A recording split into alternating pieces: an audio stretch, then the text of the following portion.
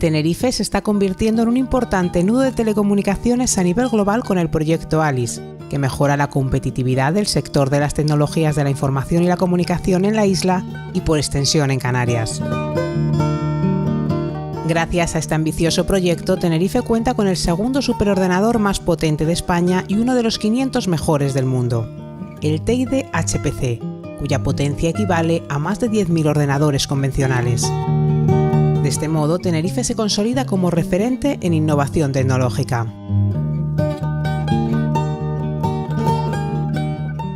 Todo el desarrollo económico ahora pasa fundamentalmente por la explotación de los datos, Internet, el desarrollo de las comunicaciones. Nos parecía una oportunidad importante para combinar nuestra posición geográfica con la necesidad de meternos más de lleno en el desarrollo tecnológico que tiene que ver con las nuevas tecnologías, porque al final es volver a aprovechar esa posición geográfica para poder obtener rentas de situación del desarrollo de la tecnología, sobre todo la tecnología de comunicación en el continente africano, ¿no? Un país, una serie de países, un continente que está despertando hacia el desarrollo económico, cada vez es más estable, hay más seguridad jurídica, hay más inversión extranjera y todo eso también pasa por un aprovechamiento de las nuevas tecnologías de comunicación, nuevos proyectos de cables submarinos que se han ido trazando en estos últimos años y en donde nosotros tenemos que ocupar, estamos ocupando un lugar central, de manera que el despegue de Internet que tiene que hacer África, que ya lo está haciendo, pase necesariamente por la isla de Tenerife como punto de concentración de ese tráfico, ¿no? Igual que en el pasado lo fue a través de la navegación a vela, ahora lo es a través de las comunicaciones. Por eso el proyecto principal en desarrollo tecnológico que tenemos se llama ALICE, que es un proyecto que lo que viene a evocar es la raíz griega del término alicio, que es el viento que nos ayudó en su momento a desarrollar nuestro tráfico mercante cuando era a vela en el siglo XV, XVI y XVII, ¿no? Volvemos a hacer ese centro gracias a esos cables submarinos y a una serie de infraestructuras que hemos desarrollado en la isla vinculados al data center que está situado en el sur de la isla, donde amerizan todos esos cables submarinos y que es un centro de altas especificaciones en donde cualquier empresa que quiera realizar su actividad en África pues pueda tener sus datos bien conservados, bien mantenidos, con seguridad, en un entorno jurídico europeo, por tanto con la aplicación de la ley de protección de datos y con un buen desarrollo tecnológico, ¿no? A eso se añade, pues claro, también la necesidad de potenciar los recursos humanos que tiene la isla de Tenerife. Tenemos una universidad importante, con recientemente más capacidad en el ámbito tecnológico y vinculado a la universidad, parque tecnológico que va a permitir desarrollar infraestructuras, equipamientos que se puedan implantar, empresas que aprovechen esos recursos humanos que se están formando en la Universidad de La Laguna, con esa vocación fundamentalmente de aprovechar nuestra situación geográfica para vincularnos a ese crecimiento que necesariamente se va a producir en África y que a nosotros nos va a venir muy bien. El superordenador Teide HPC constituye una pieza fundamental del proyecto ALICE y sitúa a Tenerife en el mapa global de la supercomputación. El Teide HPC es capaz de realizar operaciones que de otro modo serían impensables y además de una manera sostenible, ya que su consumo energético es a través de paneles solares y aerogeneradores.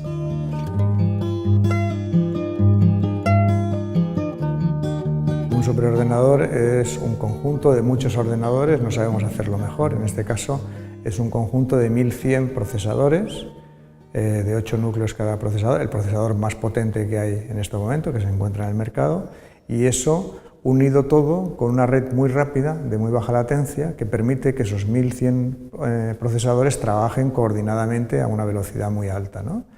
¿Y qué haces con toda esa potencia, ¿no? Eso es más o menos resumiendo lo que es el superordenador. Con esa potencia, fundamentalmente, tratas de resolver problemas muy complejos. ¿Qué problemas hay muy complejos? Por ejemplo, problemas atmosféricos, modelos atmosféricos de meteorología o de atmósfera a nivel global, ¿no? Es decir, ¿qué pasa en la atmósfera del mundo? Necesitas un ordenador muy grande para analizar todo lo que pasa en esa atmósfera. Sistemas astrofísicos, pues, por ejemplo, si quieres ver qué pasa con una galaxia que tiene millones de estrellas, pues tienes que modelar de una en una para conseguir al final resolver ese problema. Cosas más prácticas, por ejemplo, modelos químicos. Hoy la química, el Nobel de Química de este año se lo han dado precisamente a un profesor que en los años 70 empezó a hacer modelos de ordenadores con los átomos para poder no necesitar un tubo de ensayo para resolver el problema, sino modelarlo con informática. La otra que hay es la genética. La genética es una molécula muy compleja, el gen humano o el gen del que sea es una molécula muy compleja, y hacer toda esa modelación para poder resolver problemas genéticos pues necesita una gran capacidad de consumo, de proceso. Otros que lo necesitan es la Agencia Espacial Europea, por ejemplo, el CERN, en Ginebra, del Instituto de Física Básica, realiza explosiones o colisiones de neutrones cada segundo, algunas. Cuando un neutrón colisiona, produce una explosión, y todos los miles de partículas que se producen en una colisión se tienen que analizar instantáneamente con miles de detectores. Eso genera una cantidad de datos tremenda que hay que almacenar y procesar para resolver en esa colisión qué deduces de esa colisión. Eso se realizan miles de colisiones por segundo, con lo cual la cantidad de datos que se generan son tremendos, y la necesidad de analizar todos esos datos necesita una cantidad de proceso tremendo.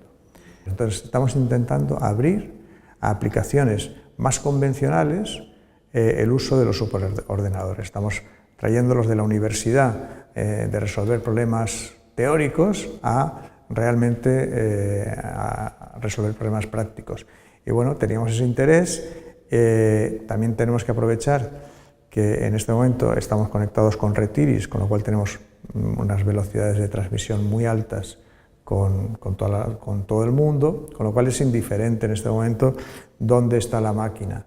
Esa máquina va a trabajar pues, para cualquier instituto europeo o mundial, si así lo acordamos, a unas velocidades y con unas capacidades muy grandes. No llegan a la capacidad de la mente humana en capacidad de proceso, y nosotros gastamos 30 vatios para resolver problemas que un superordenador necesita casi 30 megavatios, o sea, un millón de veces más energía de lo que hace la cabeza, ¿no? Es decir, que hasta que consigamos hacer una máquina que energéticamente sea equivalente al cerebro humano, nos queda mucho. La capacidad del cerebro es muy alta, ¿eh?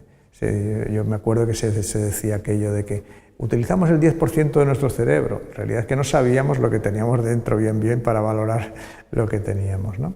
Entonces el superordenador no intenta suplir, por supuesto, al cerebro humano, pero para aplicaciones concretas donde los cálculos matemáticos sean muy necesarios, muy intensivos, o modelos, sobre todo modelos, es una máquina muy importante. Y eso nos va a abrir oportunidades, en el caso de Canarias, nos va a abrir oportunidades que la universidad, que los del instituto, que investigadores desarrollen nuevas capacidades que hasta ahora estaban limitadas al ámbito universitario.